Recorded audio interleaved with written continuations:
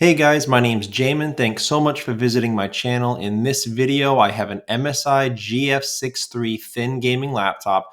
I'm going to show you how to open it up and access your solid state drive or your hard drive. This will help if you want to upgrade or replace these components. So first thing guys, power down your computer the correct way. Make sure it's off and unplugged from your charger. We're then going to flip the computer over to access your bottom case screws. Now there's quite a few screws on this bottom case. You have 4 along the bottom edge here of the screen, 3 along this edge, 3 over here, 1 top left, and this last one here in the middle. So you're going to remove all of those screws. After you do, you'll take a small, flat, preferably plastic pry tool. I say plastic because metal pry tools tend to scratch your cases a little bit much. So a small, flat plastic pry tool. Go all the way across the seam of your bottom case and gently but firmly pry it up from the rest of your computer.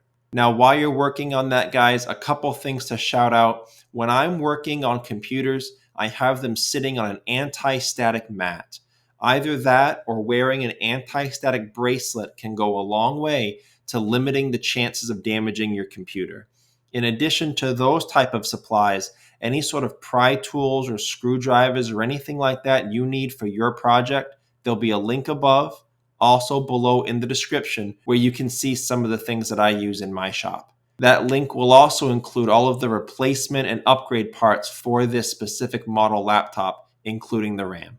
Last thing to shout out about taking off this bottom case, you may notice there's an HDMI port on the back side. That's going to make it kind of a pain to get that side up. You got to make sure you get it around, up and over that HDMI port. So super sorry, I didn't design it. It makes it kind of a pain. But after you get your bottom case off, guys, this is what you're looking at for the inside of your computer. Now, before going deeper into the computer, I always unplug or remove my main computer battery. Now this battery, instead of being screwed on, it's glued on. That kind of complicates it because I wasn't able to get this plug out without removing the battery. There's not a lot of room here. They didn't leave a lot of space. And I put a pry tool right into that groove right there in the middle and kept trying to push it out. But again, because there wasn't a lot of room, I wasn't able to. I had to physically remove the entire battery. Now, because this battery is glued down and not screwed down, that presents another challenge. You have 2 options to remove it. You can either muscle it out, in which case be careful you don't bend it too much, you could break the battery, or you use a heat gun. Now, heat guns and batteries are an explosive danger. So make sure your battery is completely discharged before attempting to use a heat gun on it. Also, make sure the heat gun is several inches above the battery and don't keep it in one place too long. So I had to go all the way over, down, up, down, heat it up, get that glue underneath a little soft, and then I used an old credit card or similar tool to slide under it to get that battery up. But again, a little bit of a pain in this model computer. After you've removed or at least unplugged your main battery, we're safe now to proceed deeper into the computer. To shout out your solid state drive first, this is an M.2 port right here, solid state drive. And this is very simple. There's a single screw right there. This solid state drive will release, and then you pull it to the right, and it comes out of this port.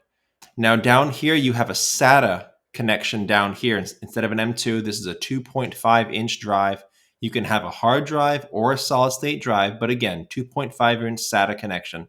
You have a screw here and a screw here, and then you use this black tab to pull this down out of this port, and that will release it from the motherboard. To get it out of the caddy, you flip it over, and there's 2 screws on the bottom side of this caddy holding the drive in. You would undo those screws, and then you could put a new solid state drive or a new hard drive into that caddy, plug it back in here, and screw it down. As I mentioned before, there'll be a link above, also below in the description with all the replacement and upgrade parts and tools for this model computer. I'll have some suggestions on solid state drive M.2 upgrades, as well as these SATA upgrades there if you're looking to upgrade that.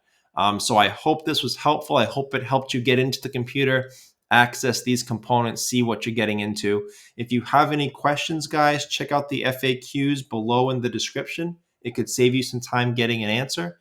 If you do need to leave me a question or comment, please do. I do try to get to those a couple times a day at least. So thank you so much for watching, guys. I look forward to seeing you on my next video.